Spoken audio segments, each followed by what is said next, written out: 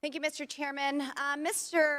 Matt Taibbi, a respected reporter who published much of the Twitter files, said, quote, Twitter's contact with FBI was constant and pervasive, as if it were a subsidiary.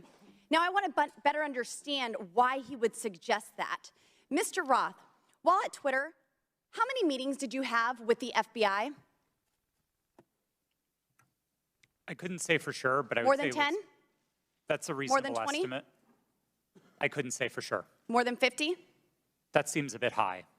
Many meetings with the FBI. Well, we know how many FBI agents worked at Twitter while you were there? I don't believe any active FBI agents. Former FBI agents. How many worked there while you were there? I'm aware of perhaps 2. Well, we know of at least 9 because they started the BU group chat, BU for Bureau. Now, Mr. Roth, did the FBI ever ask you to share information like users' communication data without going through proper legal channels? No, they did not, and I would have refused if they had. That's correct. I see that you denied Agent Chan's request for access to Twitter's data feed. What's sick isn't that you would deny it, it's that the FBI would even ask you for the private data of American citizens without going through legal channels of the law. Now, I want to remind you, Mr. Roth, that you are under oath. Did the FBI ever ask you to do anything that was illegal or questionably legal? I'm not a lawyer, but certainly not to the best of my recollection or knowledge. Now, from the hearing that I've been a part of today, it's almost impossible to tell where the FBI ends and where Twitter begins. We have Mr. Baker here, a former FBI agent, and there seems to be a revolving door between the FBI and Twitter itself.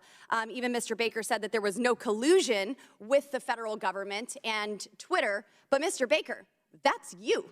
You are the collusion between the federal government and the FBI. And now with it, this is such a problem because we're seeing censorship all over. Mr. Roth, Ms. Gaddy, did either of you approve the shadow banning of my account at Lauren Boebert? Yes or no? No, I did not.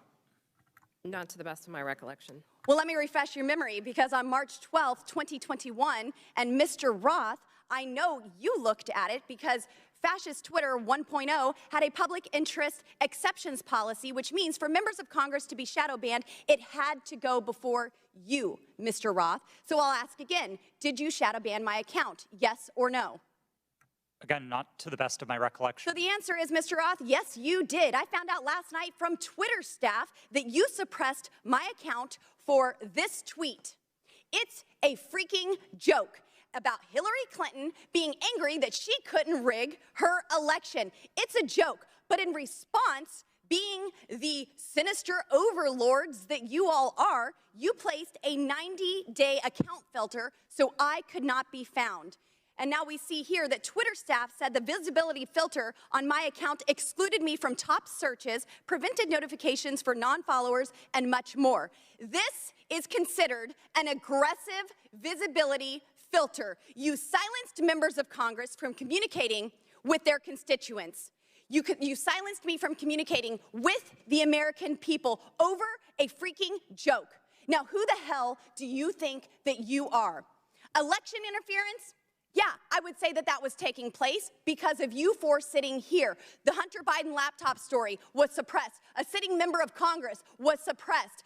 A sitting president was banned from Twitter. You know, I bet that Putin is sitting in the Kremlin wishing he had as much election interference as you four here today. We've heard about threats to democracy. Well, what about shutting down a duly elected member of Congress? This is fundamental to our nation's governance, and you all attacked that very foundation.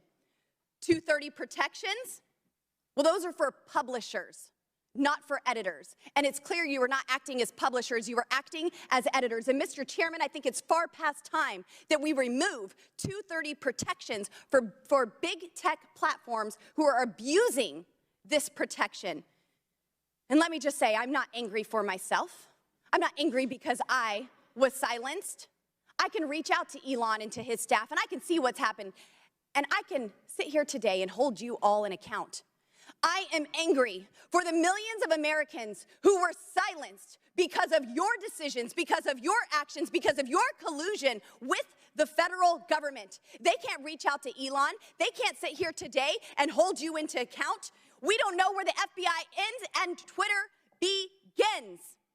But I do want to thank Mr. Elon Chairman, we're Musk over for 17 firing seconds now. you for and saving free speech and even Twitter. Mr. Chairman, I yield. The lady yields. Went over 24 seconds. I'll give Ms. Porter 24 extra seconds. Well, I appreciate your indulgence, Chairman Comer, but I won't need it. So today's hearing gavelled in at 10 a.m. For nearly 6 hours. Power outage. We have been going back and forth about this supposed suppression of a single news story from a single outlet for a single day. This hearing has been, in its length, nearly 1/4 of the amount of time that Twitter users could not share the link. We are spending almost as much time screaming about this as this was ever a problem.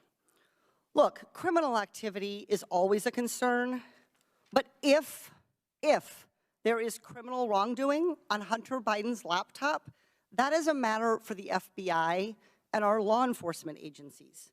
Today's hearing is merely an exercise in misinformation and disinformation, a free-for-all hellscape. That's what now CEO Elon Musk said Twitter would become if the platform became a place where anyone could say anything with no consequences. It is unbelievable to me that I am quoting Elon Musk, but that is how ridiculous this hearing has become. The Oversight Committee, like Twitter or any other social media company for that matter, cannot become a free-for-all hellscape where anything goes. With that, Mr. Chairman, I yield back. The lady yields back. Thank you. Mr. Chairman, Ms. Boebert. I ask unanimous consent to submit 2 documents into the record, both from Twitter. Without objection, so ordered. Thank you. Chair recognizes Ms. Luna for 5 minutes. Thank you, Chairman. Was the FBI.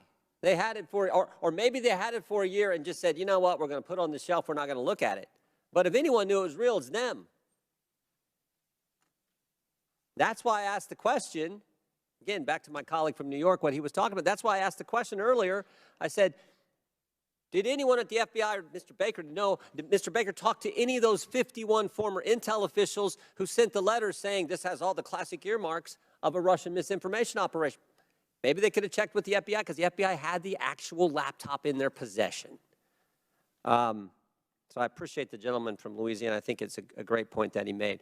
Mr. Roth, I'm going to come back to you on something we were at a few hours ago.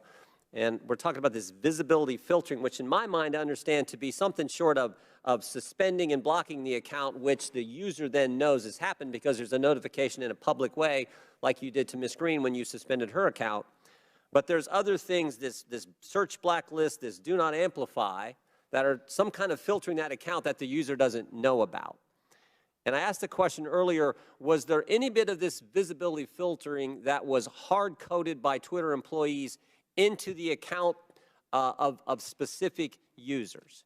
And you said, you hesitated for a while, and you said, well, you wouldn't use the term hard-coded, but it seemed to me like something like that went on. Can you elaborate? Thank you for the question.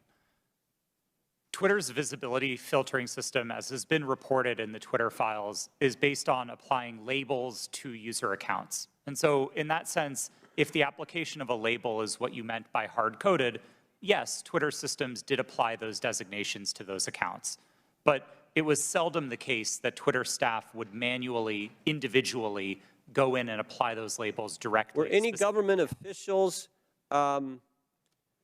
were those labels and therefore that filtering done to any government officials, any elected officials, where the user wouldn't know about?